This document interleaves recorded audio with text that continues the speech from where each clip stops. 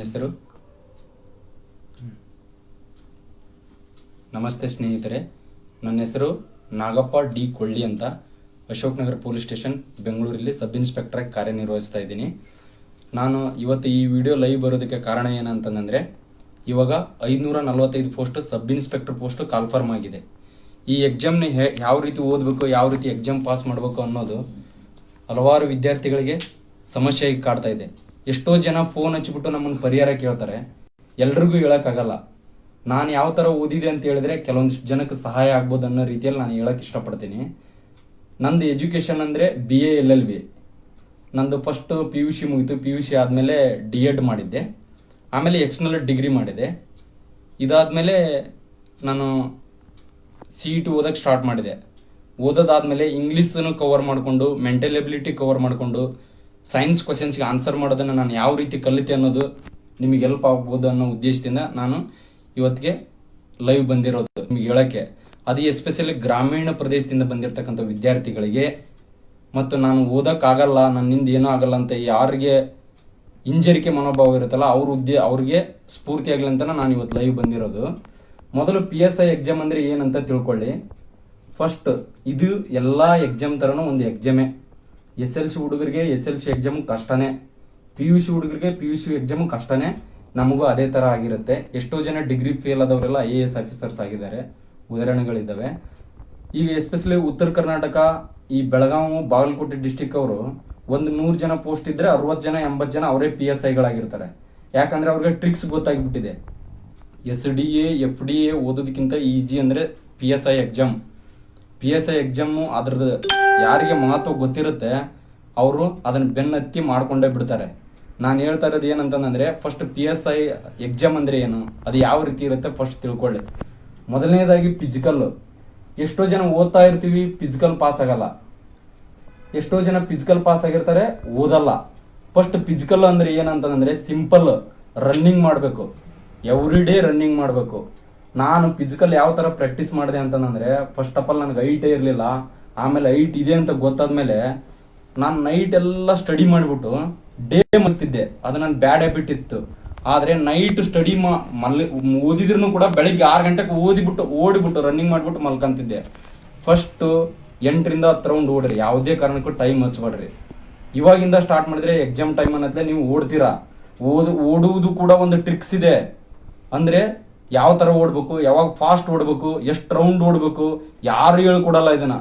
First of all ಅದನ್ನ ತಿಳ್ಕೊಬೇಕು. Physical ಯಾವ ರೀತಿ ಪ್ರಾಕ್ಟೀಸ್ ಮಾಡ್ಬೇಕು ಅಂತಂದ್ರೆ, ಫಸ್ಟ್ 15 ದಿನದಿಂದ ತಿಂಗಳದವರೆಗೂ 5 ರೌಂಡೋ 10 ರೌಂಡೋ ಓಡ್ಬೇಕು. ಎಷ್ಟೋ ಜನ ನನ್ನ ಫ್ರೆಂಡ್ಸ್ ಓಡಕ್ ಆಗಲ್ಲ ಅನ್ನೋರು ಕೂಡ ಫಿಸಿಕಲ್ ಮಾಡ್ಕೊಂಡಿದ್ದ ಉದಾಹರಣೆ ಇದೆ. ಎಷ್ಟೋ ಜನಕ್ಕೆ ಇವತ್ತು ಇಂಗ್ಲಿಷ್ ಟ್ರಾನ್ಸ್ಲೇಷನ್ ಬರುತ್ತೆ, essay ರೈಟಿಂಗ್ ಬರುತ್ತೆ, ಯಾವುದೇ ಕ್ವಶನ್ ಬೇಕಾದ್ರೆ ಆನ್ಸರ್ ಮಾಡ್ತಾರೆ. ಫಸ್ಟ್ ಫಿಸಿಕಲ್ ಅಲ್ಲಿ ಮಾತ್ರ ಫೇಲ್ ಆಗಿಬಿಡ್ತಾರೆ. ಅದೇನು ದೊಡ್ಡ ಮಹಾ ಅಲ್ಲ. ಫಿಸಿಕಲ್ ಅಲ್ಲಿ ಸಖತ್ತಾಗಿ ಊಟ ಮಾಡ್ರಿ, ರನ್ನಿಂಗ್ ಮಾಡ್ರಿ, ಎಲ್ಲ ಮಾಡಿರಿ. ಫಸ್ಟ್ ರನ್ನಿಂಗ್ ಮಾಡಿದ್ರೆ ಎಲ್ಲ ಬರುತ್ತೆ. ನೀವು ಫಾರ್ ಎಕ್ಸಾಂಪಲ್ ಮಾರ್ನಿಂಗ್ ಓಡ್ರಿ, ಈವ್ನಿಂಗ್ ಓಡ್ರಿ ಅಂತ ಹೇಳ್ತಾರೆ. ನಾನು ಅದನ್ನ ಹೇಳಲ್ಲ. ನಾವು ಓಡೋದ್ ದಮ್ಮು ನಮಗ್ ಬೇಕು ಅಂತಂದ್ರೆ, ನೀನು ಯಾವಾಗ ಎದ್ದಿರ್ತೀನಿ 2 ಗಂಟೆ ಮಧ್ಯಾಹ್ನ ಎದ್ರು ಅವಾಗಲೇ ಓಡು. ನಾನು ಓಡಿದ್ದೀನಿ, ಅದಕ್ಕೇನು ಟೈಮು ಇದು ಇಲ್ಲ. ಒಟ್ನಲ್ಲಿ ನಮಗೆ ದಮ್ಮು ಸಾಯಿಸ್ಕೋಬೇಕು. ನಾವು 4 ರೌಂಡ್ ಓಡ್ಬೇಕಂದ್ರೆ ಏನು ತ್ರಾಸ ಆಗ್ಬಾರ್ದು, ಆ ತರ ಮಾಡ್ಕೋಬೇಕು. ಅದಕ್ಕಂದ್ರೆ ಫಸ್ಟ್ ಕಂಪಲ್ಸರಿ ರನ್ನಿಂಗ್ ಓಡಿ. ಮಾರ್ನಿಂಗ್ ಆಗ್ಲಿಲ್ಲ ಅಂದ್ಬಿಟ್ಟು ಮಧ್ಯಾಹ್ನ ಬಿಡ್ಬೇಡ್ರಿ, ಮಧ್ಯಾಹ್ನ ಆಗ್ಲಿಲ್ಲ ಅಂತ ಈವ್ನಿಂಗ್ ಬಿಡಕ್ ಹೋಗ್ಬೇಡ್ರಿ. ಯಾವಾಗ ಆಗುತ್ತೆ ಅವಾಗ ರನ್ನಿಂಗ್ ಓಡ್ರಿ. 4 ರೌಂಡ್ ಇರುತ್ತೆ. ಎಷ್ಟೋ ಜನ ಫಾಸ್ಟ್ ರನ್ನಿಂಗ್ ಸ್ಟಾರ್ಟ್ ಮಾಡ್ಬಿಟ್ಟು ಫೇಲ್ ಆಗಿ ಬರ್ತಾರೆ. ಅದಕ್ಕೆ ನಾನೇ ಎಕ್ಸಾಂಪಲ್. 2 ರೌಂಡ್ ಫಸ್ಟ್ ಬಂದ್ಬಿಟ್ಟು 3ನೇ ರೌಂಡ್ ಓಡಕ್ಕೆ ಆಗ್ಲಿಲ್ಲ.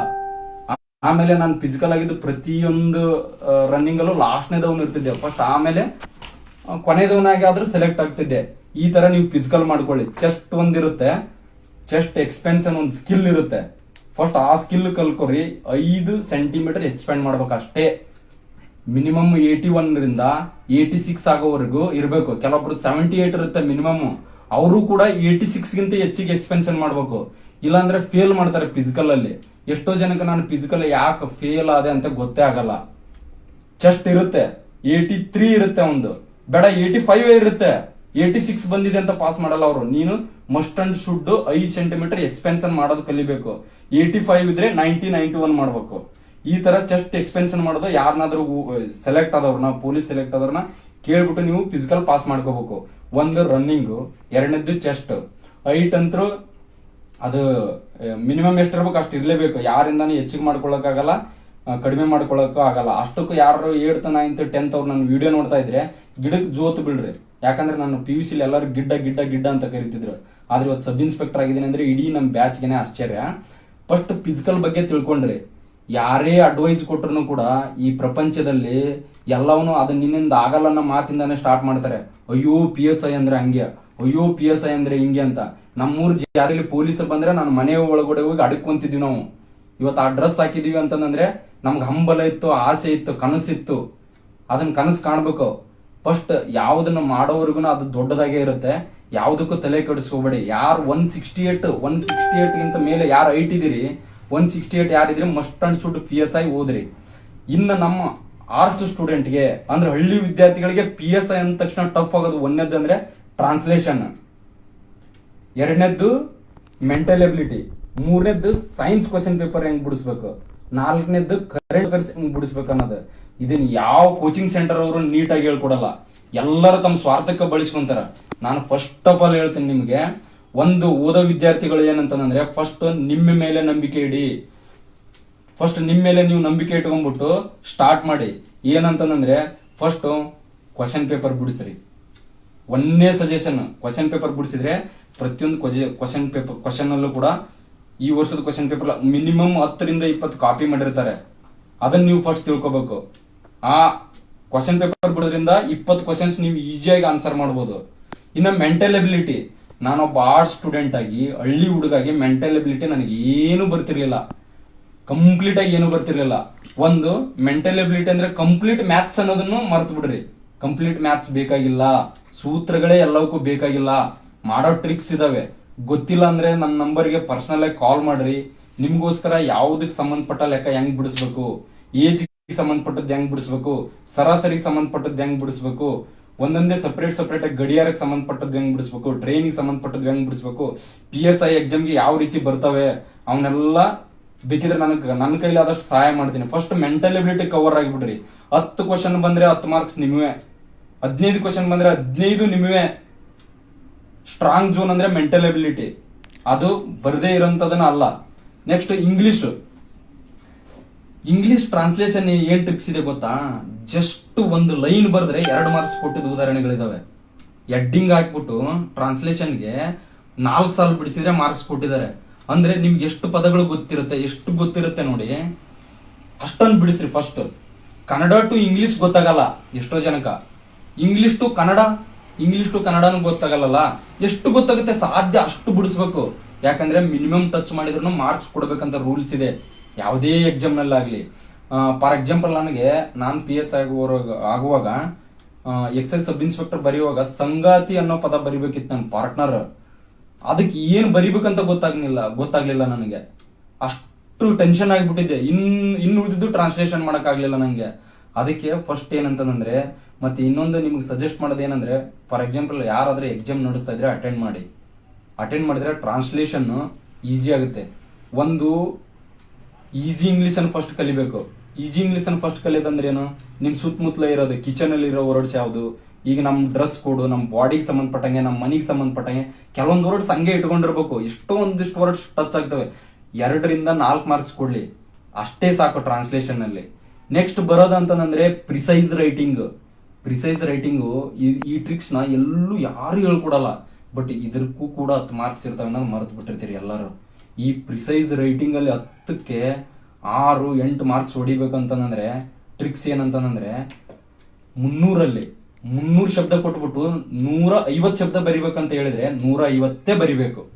ನಾನು ಕಾಲ ಮಕ್ಕೊಂಡ್ಬಿಟ್ಟು ಬರಿತಿದ್ದೆ. ಇವನು ಅಂದ್ರೆ ಒಂದು ಪದ, ಈ ಅಂದ್ರೆ ಒಂದು ಪದ, ಆ ನಂತರದಲ್ಲಿ ಅಂದ್ರೆ ಆ ಅಂದ್ರೆ ಒಂದು ಪದ. ಈ ಬಾಕ್ಸ್ ಅಲ್ಲಿ ಈ ಪ್ರಿಸೈಸ್ ರೈಟಿಂಗ್ ಪ್ಯಾಸೇಜ್ ಅಲ್ಲಿ ಇರ್ತಕ್ಕಂತ ಎಷ್ಟು ಪದಗಳನ್ನ ನಾನು ಮರಳಿ ತಗೋಬೇಕು, ಯಾವ್ಯಾವ ಪದಗಳನ್ನ ತಗೋಬಾರ್ದು ಅದನ್ನ ಫಸ್ಟ್ ತಿಳ್ಕೋಬೇಕು. ಅದನ್ನ ಯಾಕೆ ಇಟ್ಟಿದ್ದಾರೆ? ಫಸ್ಟ್ ಏನಂದ್ರೆ, ಒಂದು ಸ್ಥಳ, ಒಬ್ಬ ವ್ಯಕ್ತಿಯ ಹೆಸರು, ಒಂದು ಇಸ್ವಿ ಇರ್ಬೋದು, ಈ ತರದ್ ಏನಾರ ನಂಬರ್ಸ್ ಇರ್ಬೋದು, ಈ ತರ ಬರ್ತವೆ. ಇವನ್ನ ರಿಪೀಟ್ ಆಗಿ ತಗೋಬೇಕು. ರಿಪೀಟ್ ತಗೊಂಡಾದ್ಮೇಲೆ ಒಂದು 50 ವರ್ಡ್ಸ್ ಇವೇ ಆಗುತ್ತವೆ. ಇನ್ನು 100 ವರ್ಡ್ಸ್ ಯಾವ್ದನ್ನ ಹಾಕೋಬೇಕಂತ ಫಸ್ಟ್ ಡಿಸೈಡ್ ಮಾಡ್ಕೋಬೇಕು. ಒಂದ್ ಪೆನ್ಸಿಲ್ ತಗೊಂಡ್ ಹೋಗಿರ್ಬೇಕು.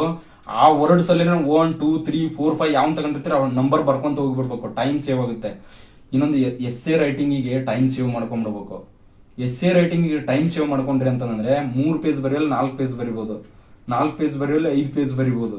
ನಿಮ್ಗೆ ವಿಷಯ ಎಷ್ಟಿರುತ್ತೋ ಅಷ್ಟನ್ನು ಹೇಳಕ್ ಹೆಲ್ಪ್ ಆಗುತ್ತೆ.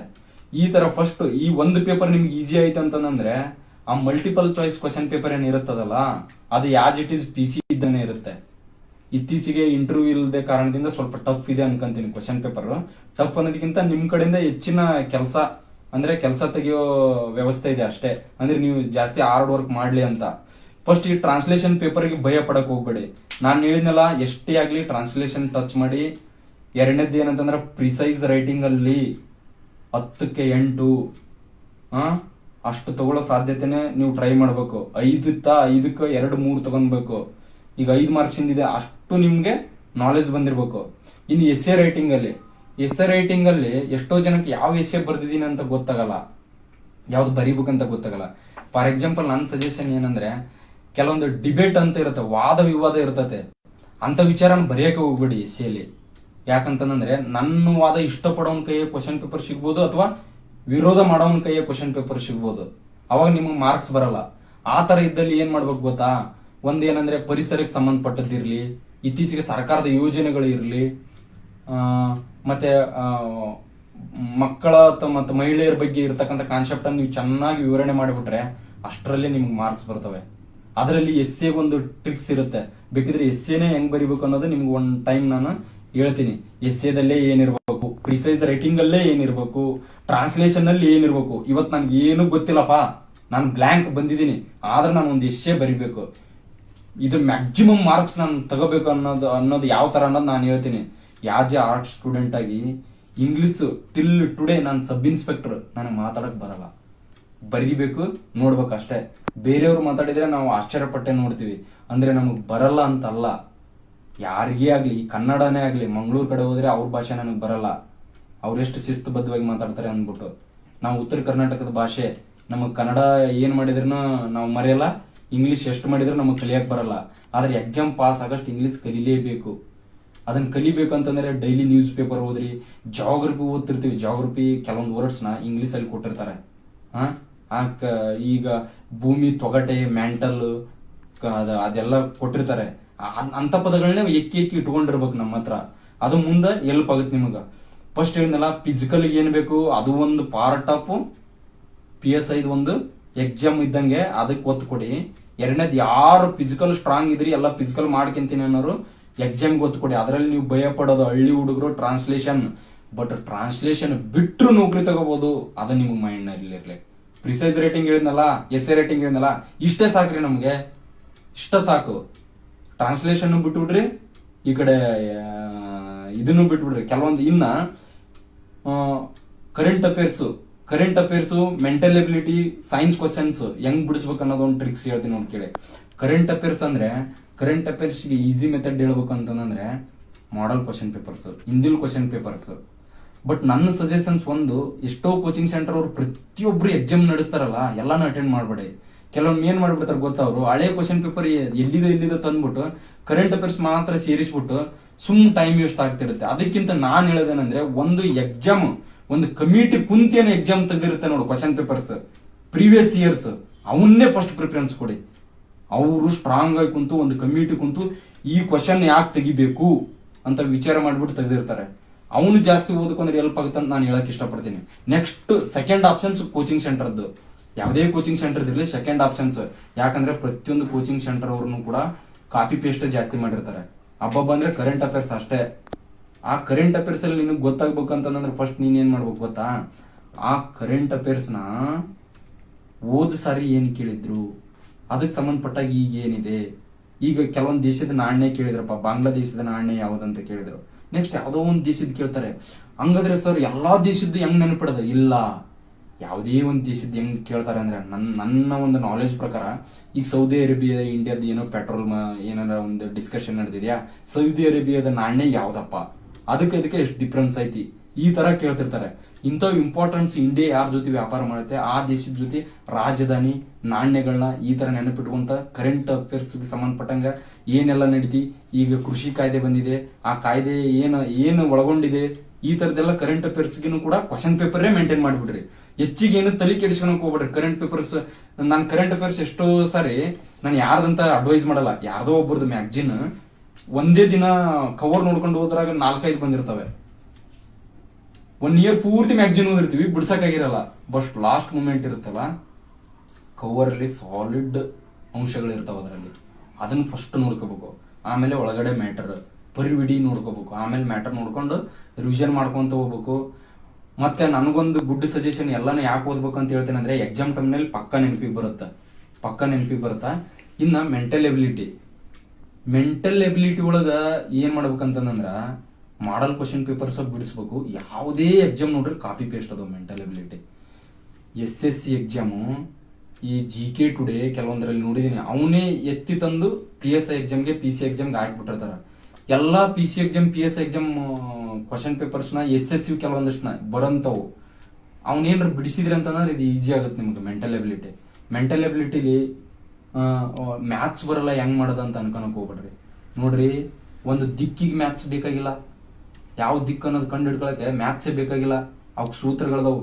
ಎಷ್ಟೋ ಕೋಚಿಂಗ್ ಸೆಂಟ್ರಲ್ಲಿ ಅವ್ನು ಆರಾಮ್ ಈಜಿ ಹೇಳ್ಕೊಟ್ಬಿಡ್ತಾರೆ. ಬೇಕಿದ್ರೆ ನಿಮ್ಮ ಹತ್ತಿರದಲ್ಲಿ ಹೋಗಿ ಹೇಳಿಸ್ಕೊಳ್ಳಿ, ಯೂಟ್ಯೂಬ್ ಅಲ್ಲಿ ಸಿಗುತ್ತೆ. ಇದನ್ನೇ ಬೇಕಂತ ಯೂಟ್ಯೂಬ್ ಅಲ್ಲಿ ಹೊಡೆದು ಹುಡುಕಿದ್ರೆ ಅದೇ ಸಿಗುತ್ತೆ, ಕನ್ನಡದಲ್ಲಿ ಸಿಗುತ್ತೆ. ಬೇಕಾದ್ರೆ ಅದನ್ನ ತಿಳ್ಕೊಂಡು ಮೆಂಟಲ್ ಎಬಿಲಿಟಿ ನೀವು ಕಲ್ಕೋಬೇಕು. ಫಸ್ಟ್ ಮೆಂಟಲ್ ಎಬಿಲಿಟಿ ಯಾಕೆ ಕಲ್ಕೋರಿ ಅಂತಂದ್ರ, 15 ಬಿಡಿಸ್ಬೋದು.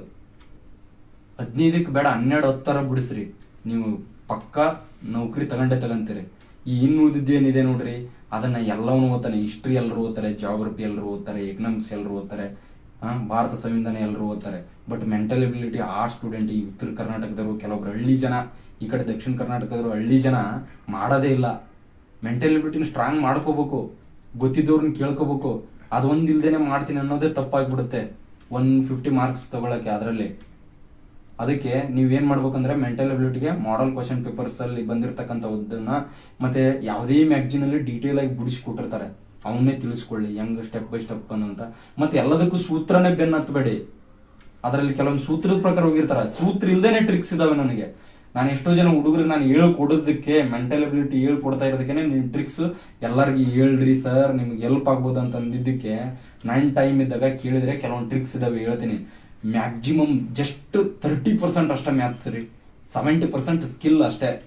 ಯೋಚನೆ ಮಾಡ್ಬೇಕು, ನೋಡಿದ್ರೇನೆ ಹೇಳ್ಬೋದು. ಆದ್ರೆ ಅದಕ್ಕೆ ಮ್ಯಾಥ್ಸ್ ಕಲ್ತೇನೆ ಮುಂದೆ ಬರ್ಬೇಕು. ಬೇಸಿಕ್ ಅದನ್ನ ಯಾವ ತರ ಕಲಿಬೇಕು, ಮೆಂಟಲ್ ಎಬಿಲಿಟಿ ಹೆಂಗ್ ಓದ್ಬೇಕು ಸಪ್ರೇಟ್ ಆಗಿ ಹೇಳ್ತೀನಿ ನಿಮಗೆ. ಇನ್ ಸೈನ್ಸ್ ಕ್ವಶನ್ ಪೇಪರ್ಸ್ ಇಲ್ಲಿ ಬಂದ್ರಿ ನೋಡ್ರಿ, ಒಬ್ಬ PSI ಆಗಕ್ಕ ಸೈಂಟಿಸ್ಟ್ ಆಗ್ಬೇಕಂತೇನಿಲ್ಲ, ಅಥವಾ ಡಾಕ್ಟರ್ ಆಗ್ಬೇಕಂತೇನಿಲ್ಲ.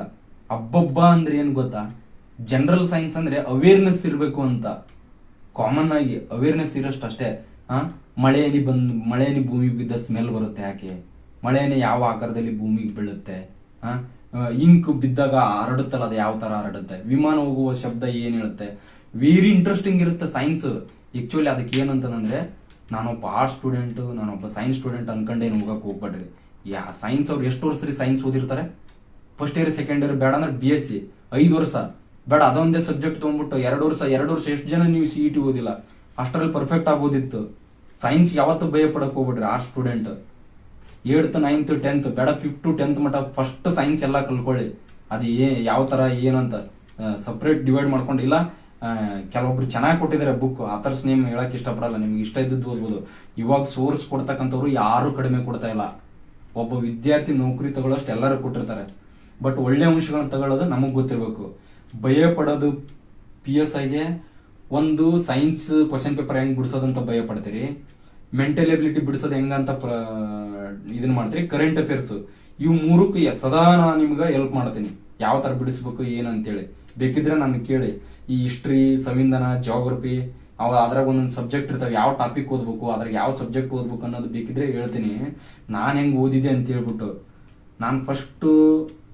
ನಾನು ಟಾರ್ಗೆಟ್ ಮಾಡಿದ್ದೆ ಮೆಂಟಲ್ ಎಬಿಲಿಟಿ ಆದ್ಮೇಲೆ ಸೈನ್ಸ್. ಬರೀ ಒಂದು 2-3 ಮಂತ್ಸ್ ಬರೀ ಸೈನ್ಸ್ ಓದೋದು. ನನ್ಗೆ ಇಷ್ಟ ಆಗ್ಲಿಲ್ಲ ಅಂದಾಗ ಮಾತ್ರ ಹಿಸ್ಟ್ರಿ, ಈ ತರದ್ ಇಂಟ್ರೆಸ್ಟಿಂಗ್ ಸಬ್ಜೆಕ್ಟ್ ಓದ್ತಿದ್ದೆ. ನನ್ನ ಮೈಂಡ್ ಯಾವಾಗ ಫ್ರೆಶ್ ಇರುತ್ತಲ್ಲ ಅವಾಗ ಮೆಂಟಲ್ ಎಬಿಲಿಟಿನೇ ಜಾಸ್ತಿ ಓದ್ತಿದ್ದೆ. ಮತ್ತೆ ಎಷ್ಟೋ ಜನಕ್ಕ ಜನರಲ್ ನಾಲೆಜ್ ಅಂದ್ರೆ, ಸೈನ್ಸ್ ಬ್ಯಾಕ್ ಗ್ರೌಂಡ್ ಅವರೇ ಹೇಳ್ತಾರೆ ನನಗೆ, ಏನ್ ಸರ್ ಜನರಲ್ ನಾಲೆಜ್ ಅಂದ್ರೆ ಎಷ್ಟೆಲ್ಲ ಕೇಳ್ತಾರೆ, ಏನೆಲ್ಲ ಕೇಳ್ತಾರೆ ಅಂತ. ಏನು ಕೇಳಲ್ಲ, ಎಲ್ಲ ಸುಳ್ಳು ಅದು. ಬಟ್ ಒಬ್ಬ ಆ ದೇಶದ ನಾಗರಿಕನಾಗಿ ಏನ್ ತಿಳ್ಕೋಬೇಕು ಅಷ್ಟೇ ಸಿಲೆಬಸ್ ಅಲ್ಲಿ ಇರುತ್ತೆ. ಫಾರ್ ಎಕ್ಸಾಂಪಲ್ 1ನೇ ತರಗತಿಗೆ ಸಿಲೆಬಸ್ ಇರುತ್ತೆ, 10th ಮಟನೂ ಒಂದು ಸಿಲೆಬಸ್ ಇರುತ್ತೆ. ಅದನ್ನ ನೀನ್ ಇಷ್ಟು ತಿಳ್ಕೊಂಬಿಡಪ್ಪ, ನೀನ್ ಹಿಂಗೆ ಎಕ್ಸಾಮ್ ಬರೆಯಪ್ಪ ಅಂತ ಇರಲ್ಲ. ಅದು ಒಬ್ಬ ಮನುಷ್ಯ ಆ ವಯಸ್ಸಿಗೆ ಅಷ್ಟು ಜ್ಞಾನವನ್ನು ಪಡೀಲೇಬೇಕಂತಿರ್ತದೆ. ನೀ ಇಷ್ಟು ತಿಳ್ಕೊಬೇಕಪ್ಪ, ನಾಲೆಜ್ ಇರ್ಬೇಕಂದ್ರೆ ನೀನ್ ಇಷ್ಟು ತಿಳ್ಕೊಬೇಕು. ಅಷ್ಟಕ್ಕೆ ಸಿಲೆಬಸ್ ಇಟ್ಟಿರ್ತಾರೆ, ಅದನ್ನ ಬೆನ್ನತ್ತಿ ನೀವು ಓದ್ಬೇಕು. ಅಂಬೇಡ್ಕರ್ಗೆ ಎಷ್ಟು ಕಷ್ಟಪಟ್ಟು ಓದಿದ ಗೊತ್ತೇನ್ರಿ? ಅದ್ರ ಬಗ್ಗೆ ಗೊತ್ತಾ ನಮಗೆ? ಫಸ್ಟ್ ಅಂತವ್ರ ಚರಿತ್ರೆ ನೋಡ್ರಿ, ಓದ್ಬಿಟ್ಟು ಏನೆಲ್ಲ ಸೃಷ್ಟಿಸಿದ್ದಾರೆ ಅಂತ. 14 ವರ್ಷದ ನಂತರ ಅವನು ವಿದ್ಯಾಭ್ಯಾಸ ಕಲ್ತಿರೋದು. ಎಷ್ಟೋ ಜನ ತಮಗೆ ಯಾವಾಗ ಜ್ಞಾನೋದಯ ಆಯ್ತು ಅವಾಗಿಂದಾನೇ ಓದಿ ಏನನ್ನೋ ಸಾಧಿಸಿದ್ದಾರೆ. ನಾನು ಹೇಳ್ತೀನಿ ನಿಮಗೆ, ಈ ಅಕ್ಷರವನ್ನು ಎಷ್ಟೋ ಜನ ಹಿಂದಿನ ಕಾಲದಲ್ಲಿ ನೋಡೋದೇ ಒಂದು ಅಪರಾಧ ಆಗಿತ್ತು, ಬಾಯಲ್ಲಿ ಹೇಳೋದೇ ಒಂದು ಅಪರಾಧ ಆಗಿತ್ತು. ಅಂಥದ್ರಲ್ಲಿ ಎಲ್ರಿಗೂ ಅವಕಾಶ ಸಿಕ್ಕಿದೆ. ಇಂಥ ನೌಕರಿ ಮತ್ತೆ ಯಾವಾಗ್ರಿ ಸಿಗುತ್ತೆ ನಮಗೆ? ಸ್ಯಾಲ್ರಿ, ಫೆಸಿಲಿಟಿ, ಡಬಲ್ ಸ್ಟಾರ್ ನೋಡಿದವರು ಅದೆಲ್ಲ ನೌಕರಿ ಬಿಡ್ತಾರಪ್ಪ. PSI ಅಂದ್ಬಿಟ್ಟು ಅದೇನೋ ಒಂದು ಕ್ರೇಜ್, ಅದನ್ನ ನೋಡ್ಬಿಟ್ಟೆ ನಾವು ಓದಿರೋದು. ಅದನ್ನ ಅನುಭವಿಸ್ಬೇಕಂದ್ರೆ ಮತ್ತೆ ಕೊನೆಯದಾಗಿ ನಾನು ನಿಮ್ಗೊಂದು ಮಾತು ಹೇಳಕ್ ಇಷ್ಟಪಡ್ತೀನಿ. ನಮ್ಮನ್ನು ನೋಡಿದಾಗ ಯಾರಿಗೆ ಹೊಟ್ಟೆ ಕಿಚ್ಚು ಬರುತ್ತೆ ನೋಡು, ಅವ್ರು ಮಾತ್ರ ಉದ್ಧಾರ ಆಗಕ್ ಸಾಧ್ಯ. ಅಂದ್ರೆ ನಾನು ಪಾಸಿಟಿವ್ ಹೊಟ್ಟೆ ಕಿಚ್ಚು ಹೇಳ್ತಾ ಇದ್ದೀನಿ. ನಮ್ಮನ್ನು ನೋಡಿದ್ರೆ ಖುಷಿ ಪಡ್ಬಾರ್ದು, ನೀವು ಒಳಗಡೆ ಉರಿತಿರ್ಬೇಕು, ನಾನು ಯಾವಾಗ ಆಗ್ತೀನಪ್ಪ ಅಂತೇಳಿ. ಆ ಉರಿತಿದ್ ನೋಡು ಒಳಗಡೆ, ಅದು ಮಾತ್ರ ಏನಾರ ಮಾಡಿಸ್ತೈತಿ. ಆ ಹೊಟ್ಟೆ ಕಿಚ್ಚು ಯಾವಾಗ ಬರ್ತೈತಿ ನಿನಗ, ನಾನು ಯಾಕೆ ಆಗ್ಬಾರ್ದು ಅಂತ ಯಾವಾಗ ಅನ್ಸುತ್ತಾ ಅವಾಗ ಮಾತ್ರ ಆಗಕ್ ಸಾಧ್ಯ. ಒಂದೇನಂದ್ರೆ ಎಲ್ಲಾ ಕಡೆ ಸೋರ್ಸ್ ಸಿಗುತ್ತೆ, ಎಲ್ಲಾ ಕಡೆ ಸೋರ್ಸ್ ತಗೊಳ್ಳಿ, ಎಲ್ಲಾ ಕಡೆ ಓದಿ. ಆದ್ರೆ ಓದ ಮುಂದೆ ಭಯ ಆದಾಗ ನನಗೆ ಕಾಲ್ ಮಾಡ್ರಿ, ನಾನು ಹೇಳ್ತೀನಿ. ಅದೇ ಸ್ಪೆಷಲ್ ಆಗಿ ಹಳ್ಳಿ ಹುಡ್ರಿಗೆ ಹೇಳೋದು ನಾನು. ಹಳ್ಳಿಯವ್ರಿಗೆ ಯಾರಿಗೆ ಇಂಗ್ಲೀಷ್ ಬರಲ್ಲ ನನಗೆ ಕಾಲ್ ಮಾಡ್ರಿ, ಯಾರಿಗೆ ಮೆಂಟಲಿಬಿಲಿಟಿ ಬರಲ್ಲ ನನಗೆ ಕಾಲ್ ಮಾಡ್ರಿ. ಇದು ಒಳ್ಳೆ ಅಪರ್ಚುನಿಟಿ. ನೆಕ್ಸ್ಟ್ ಮತ್ತೆ PSI ಕಾಲ್ಫರ್ಮ್ ಆಗ್ತವೆ. ನಾನು KS ಇಂಟರ್ವ್ಯೂ ಹೋಗಿ ಬಂದೆ, ನಂದು ಬ್ಯಾಡ್ಲಕ್ ಆಗ್ಲಿಲ್ಲ, ಬಟ್ PSI ಆಯ್ತು. ನಾನು PSIಗೆ ಸಪ್ರೇಟ್ ಆಗಿ ಏನು ಓದಿರಲಿಲ್ಲ, ಅದ್ರ ನಾಲೆಜ್ ಇದಕ್ಕೆ ಹೆಲ್ಪ್ ಆಯ್ತು. ಓದ್ಬೇಕಾದ್ರೆ ಎಲ್ಲವನ್ನು ತಿಳ್ಕಂತೀನಂತಾನೆ ಓದ್ಬೇಕು. ಅಷ್ಟು ಓದಿದ್ರೆ ಎಲ್ಲರಿಗೂ ಹೆಲ್ಪ್ ಆಗುತ್ತೆ. ನಾನು ಇವತ್ತು ಈ ವಿಡಿಯೋ ಯಾಕೆ ಮಾಡಿದೆ ಅಂತಂದ್ರೆ, ನಮ್ಮ ಬ್ರದರ್ಸ್ ನನ್ಗೆ ಕೇಳ್ತಾ ಇದ್ರು, ಮೆಂಟಲ್ ಅಬಿಲಿಟಿ ಹೇಳ್ತಾ ಇದ್ದೆ ಅವ್ರಿಗೆ. ನೋಡೋಣ, ಹೇಳಿದ್ರೆ ಎಲ್ಲರಿಗೂ ಹೆಲ್ಪ್ ಆಗುತ್ತೆ. ಹೇಳು, ಏನು ಗೊತ್ತಿಲ್ಲ ಅಂದ್ರೆ ನಂತರ ಹಳ್ಳಿ ಜನ ಸಾಕಷ್ಟು ಹುಡುಗರಿದ್ದಾರೆ, ಕೋಚಿಂಗ್ಗೆ ಹೋಗಕ್ಕಾಗದೇ ಇರೋರಿಗೆ ಅಟ್ಲೀಸ್ಟ್ ಅವ್ರಿಗೆ ಧೈರ್ಯ ಹೇಳು, ಅವ್ರು ಓದ್ತಾರೆ ಅಂತಂದ್ರು. ನಾನು ಅದಕ್ಕೆ PSI ಎಕ್ಸಾಮ್ ಬಗ್ಗೆ ಏನು ಭಯ ಪಡಬೇಡಿ ಹೇಳ್ತೀನಿ ಅಂತಂದ ಇವತ್ತು ಲೈವ್ ಬಂದೆ. ಒಂದು ಫಿಸಿಕಲ್ ಕೆಲವೊಬ್ಬರಿಗೆ ಚೆಸ್ಟ್ ಹೆಂಗ್ ಹಿಡಿತಾರೆ, ಹೆಂಗ್ ಉಬ್ಬಿಸ್ಬೇಕಂತ ಗೊತ್ತಾಗ್ಲಾರ್ದ ಎಷ್ಟೋ ಜನ ಮಿಸ್ ಮಾಡ್ಕೊಂತೀರಿ. ಫಸ್ಟ್ ಚೆಸ್ಟ್ ಹೆಂಗ್ ಉಬ್ಬಿಸ್ಬೇಕು, ಚೆಸ್ಟ್ ಹೆಂಗ್ ಮೇಂಟೈನ್ ಮಾಡ್ಬೇಕು, ಹೆಂಗ್ ಇದನ್ನ ಮಾಡ್ಬೇಕು ಅನ್ನೋದಕ್ಕೆ ಕಲ್ಕೊಳ್ಳಿ.